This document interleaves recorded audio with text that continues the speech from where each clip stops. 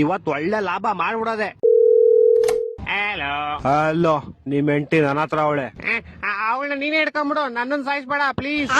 ನಿನ್ನನ್ ಸಾಯಿಸ್ಬಾರ್ದ? ಏ ಲೋಪ, ನಾನು ಲವರ್ ಅಲ್ಲ, ಕಿಡ್ನಾಪ್ ಮಾಡಿರೋದ್ ನಾನು. ಹೌದಾ? ಹಂಗಾರ ಓಕೆ.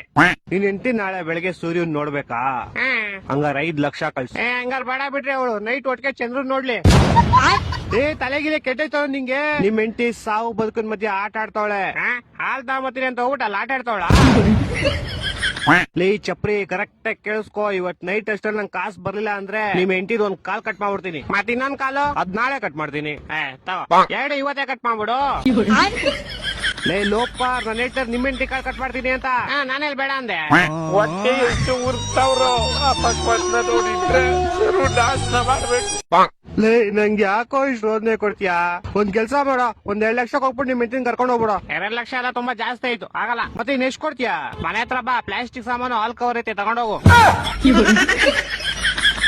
ಲೇ ನನ್ ಕಿಡ್ನಾಪರ್ ಕಣೋ, ಪೇಪರ್ ಇವನ್ನೆಲ್ಲ ಬೇವರ್ಸಿ ಹತ್ರ ಅದೇ ಇರೋದು. ಇವಾಗ ಬೇಕಾದ್ರೆ ತಗೊಂಡೋಗು. ನನ್ನ ಮಕ್ಕಳು 3 ಬಿಟ್ಟು ನಿಂತ್ಬಿಟ್ಟವ್ರಣ್ಣ. ಮಾನ ಮರ್ಯಾದೆ ಏನು ಇಲ್ಲ, ಸಪೋರ್ಟ್ ಮಾಡೋದು.